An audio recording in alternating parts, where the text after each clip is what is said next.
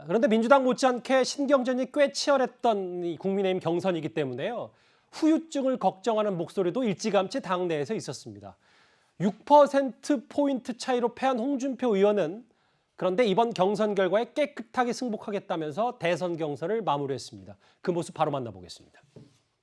경선 결과에 깨끗하게 승복합니다. 이번 경선에서 마지막까지 치열하게 국민적 관심을 끌어주었다는 역할이 제 역할이었습니다.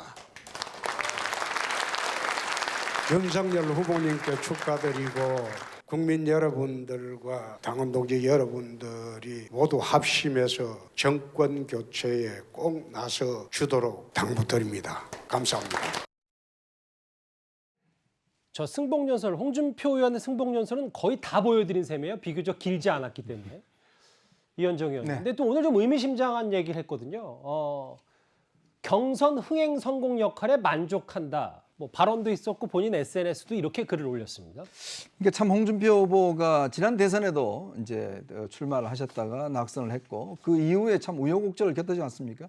당에서 쫓겨나서 여러 가지 뭐 공천도 못 받고 그러다가 이제 대구에 가서 기사회생을 했죠. 예. 그러다가 이제 최근에 이제 이준석 대표 체제 이후에 본인이 복당을 했고 이제 바로 대선 후보를 출마를 했는데 문제는 처음에 이 한국갤럽 조사에 따르면 정말 홍준표 후보의 지지도가 거의 한 자릿수였거든요.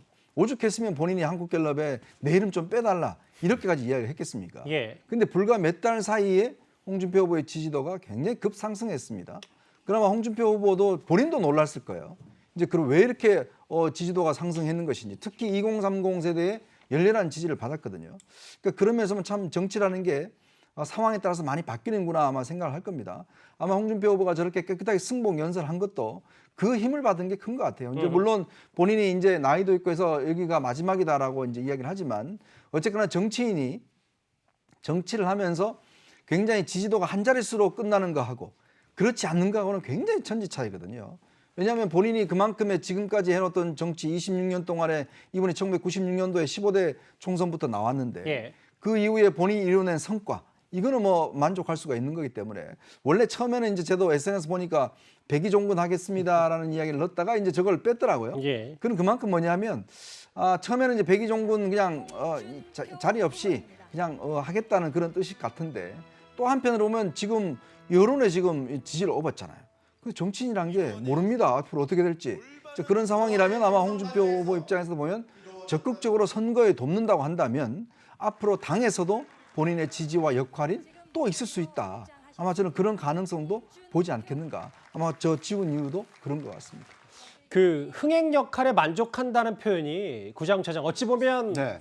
이번 주 뭐 여론조사든 네. 당원 투표든 좀 바라보면서 홍 의원이 이 정도면 내가 됐다. 혹은 윤 전 총장 쪽으로 뭔가 기울었기 때문에 네. 본인 스스로도 이 정도의 이른바 불쏘시개 역할은 충분히 했다. 이 말에 대해서 여러 의미가 좀 많이 해석들이 나오고 있거든요. 네. 그런데 홍 후보의 저 얘기는 자기 자신의 어떤 그 능력의 한계, 지지율의 한계를 인정하는 것과 동시에 다른 한편으로는 승자인 윤석열 후보를 상당히 치켜 세우는 의미가 있기 때문에 예. 자신이 무리를 해서 역전을 하려고 했다라기보다는 그 당선한 윤석열 후보를 빛나게 하는데 이 국민의 많은 관심을 끄는데 나의 역할이 있었다.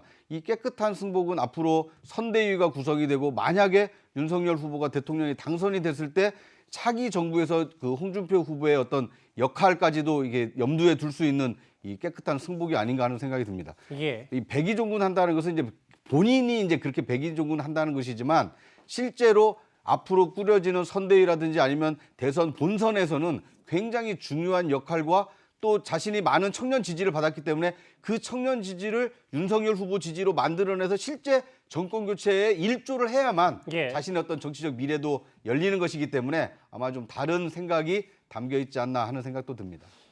그런데 제 역할은 거기까지입니다.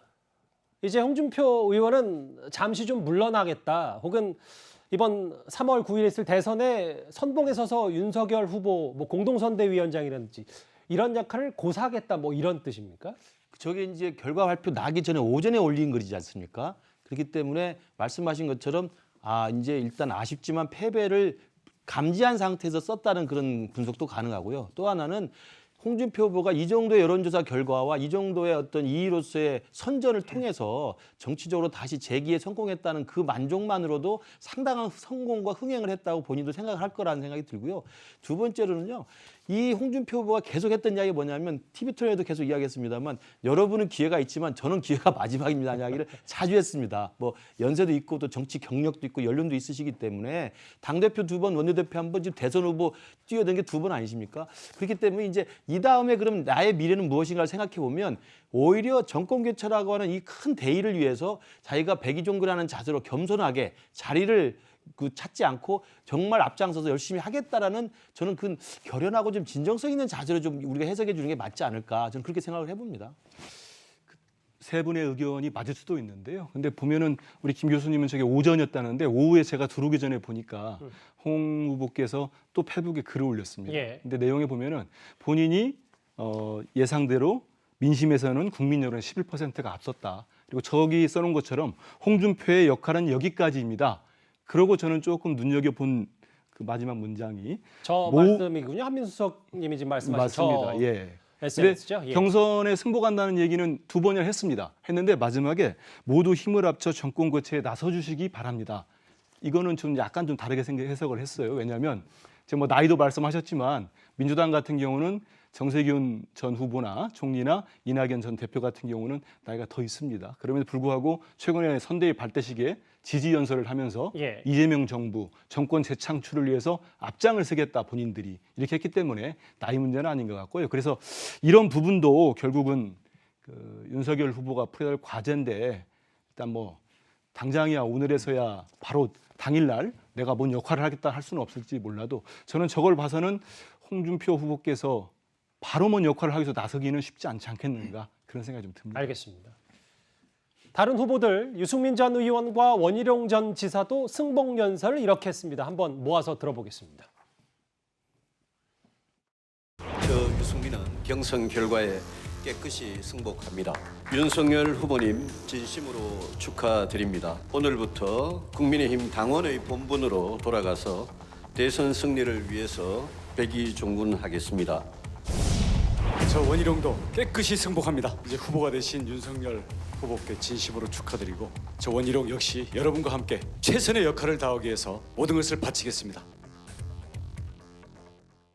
유승민, 원희룡 두 후보의 얘기도 좀 들어봤거든요. 경선 결과에 깨끗이 승복한다. 뭐 아까 홍준표 의원의 이 얘기, 국민적 관심을 끌어주는 게 제 역할이었다. 이 얘기도 같이 만나봤는데 또 일각에서는 이 승복의 모습이 몇 주 전에 있었던 이재명 후보의 당시 당선 대선 후보 선출 때와는 좀 비교가 된다라는 일각의 시각도 있는 것 같아요. 제가 이제 정치인들을 오랫동안 이렇게 관찰을 해보면요, 승리도 중요하지만 어떻게 패배하느냐가 되게 중요한 것 같습니다. 예. 왜냐하면 정치라는 게 끝이 없거든요. 또 계속적으로 반복됩니다. 3구 대선 끝나고 나면 바로 6월 달에 지방선거 있습니다. 그리고 2024년도 또 총선이 있어요. 또 국민들은 잊어버립니다. 이제 그때 어떤 면에서 보면 사실은 이 후보들이 후보 개인 혼자가 아닙니다. 거기에 함께했던 사람들도 같이 있고 또 앞으로 이제 국민의힘 내에서 어떻게 정치의 영역을 확대해 나갈 것인가. 뭐 정치를 그만두지 않는 이상 본인들이 꾸준히 영역을 확대하려고 할 거거든요. 물론 지금 이번에는 윤석열 후보가 참 정치 신인이 처음으로 이제 후보가 됐지만 보시면 알겠지만 홍준표 후보 같은 경우도 이제 당내에서 어떤 역할을 충분히 있을 수가 있는 것이고요.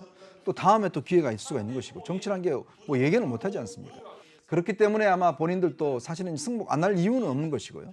결국은 이게 이번에 어떻게 깨끗하게 승복하고 돕느냐에 따라서 이제 나의 영역이 얼마나 커질 것인가 거기에 가늠하기 때문에 저는 홍준표 후보도 이번에 여론조사 결과 보고 나 집에 가려고 그랬는데 아니야? 이제 계속 있어 봐야 되겠어? 아마 그런 판단을 하셨을 거예요.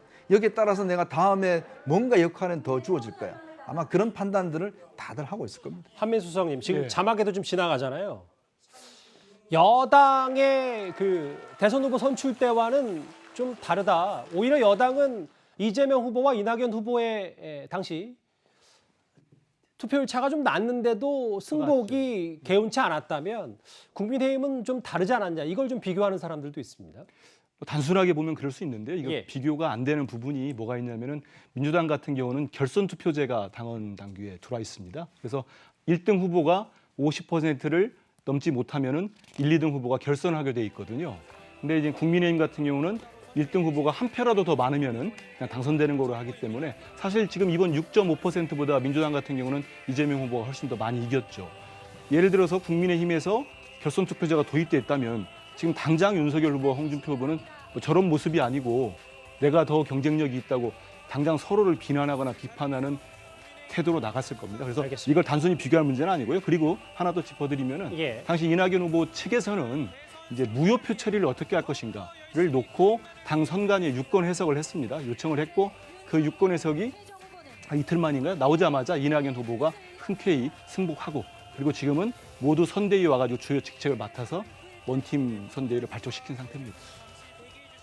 지금 화면에 기호 2번 점퍼, 국민의힘 빨간색 점퍼를 입은 윤석열 후보의 모습이 잠시 자주 나갔었습니다. 오늘 윤석열 후보의 지지자들도 이 백범기념관 주변에 함께했습니다. 저희가 그 화면을 준비했습니다.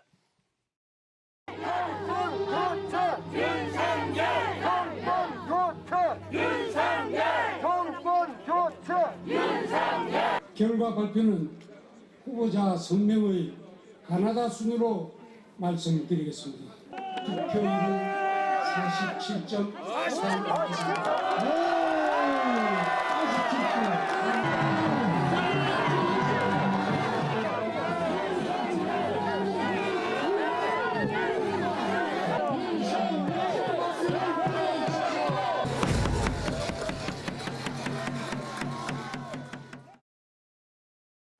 마치 대통령이 된 듯한 여전히 하지만 국민의힘 이 최종 후보가 된 첫 번째 관문을 넘었다는 지지자들의 기쁜 화면도 저희가 만나봤습니다.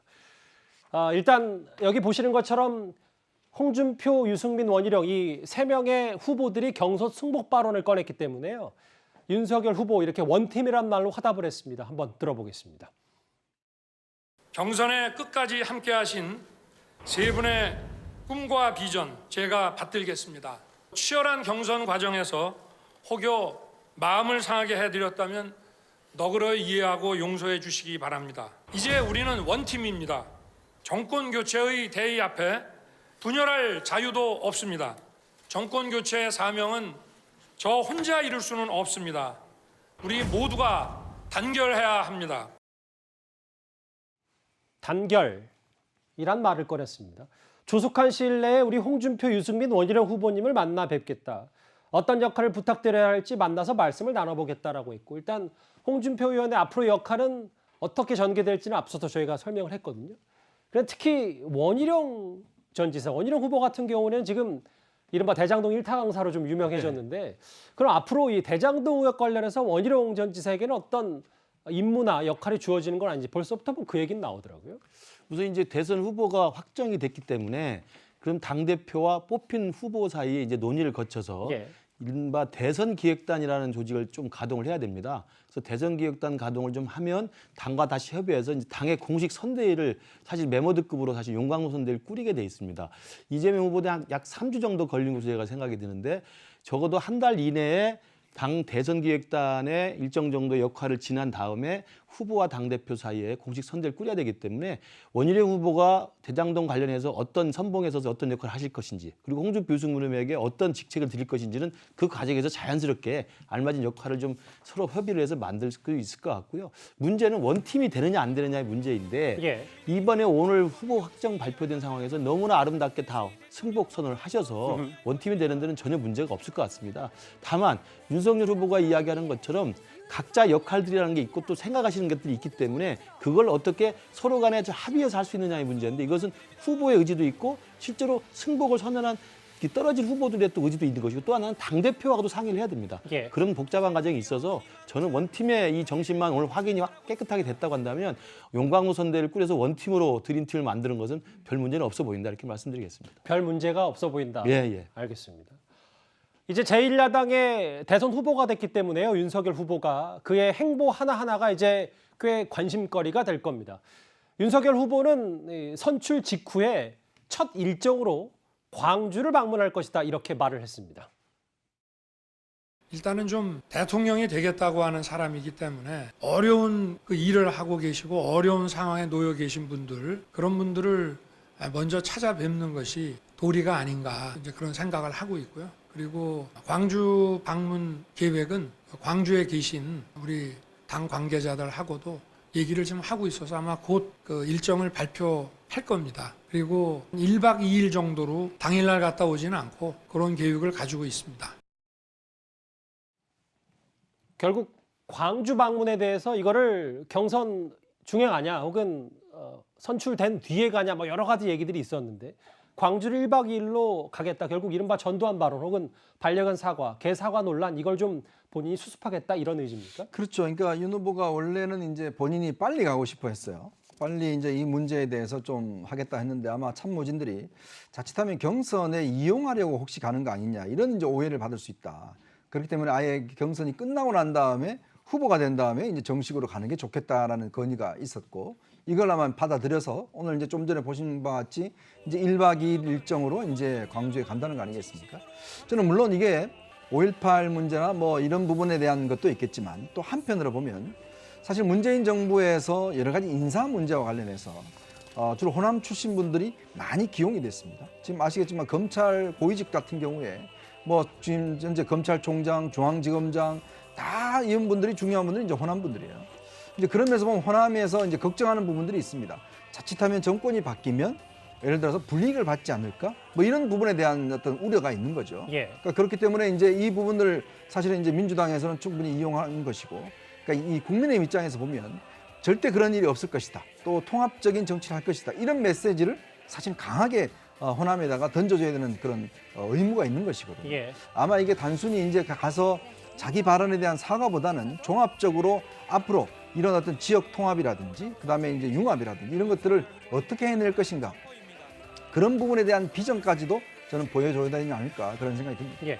광주 방문은 이제 경선 기간 중에 그런 이제 논란이 돼서 논란에 대한 사과의 뜻을 갖고 있습니다만 이제 경선이 끝나고 공식 선출된 야당의 후보로 간다는 것은 단지 사과 방문을 좀 넘어서서 좀 더 종합적이고 입체적인 일정과 계획을 가지고 간다는 이야기입니다. 그래서 하루 자고 1박 2일로 한다는 것은 예. 당연히 제1야당의 후보이고 국민의힘은 이미 5.18 광주 민주주의 운동의 정신을 다 계승한 정당이기 때문에 당연히 5.18 국민 민주변주에 가서 참배를 하고 예. 그러나 그것으로 끝나지 않고 제가 볼 때는 뭐 저 여수나 광양에 있는 그런 대규모 단지에 가서 경제 기반에 대한 이야기, 경제 산업에 관한 이야기도 애로사항을 듣고 또 광주에 그때 소상공인 문제도 좀 심각하지 않습니까? 소상공인을 만나서 어떤 애로사항이 있는지 청취하기도 하고 또 광주와 호남의 젊은이들이 어떤 생각을 하고 있는지를 만나볼 수도 있고요. 그래서 저는 1박 2일이라고 하는 것은 단순한 5.18의 사과 방문으로 국한하지 않고 예. 사과 방문을 넘어서서 이제는 유력한 대선 후보, 야당의 유력한 후보로서 광주와 호남에 대한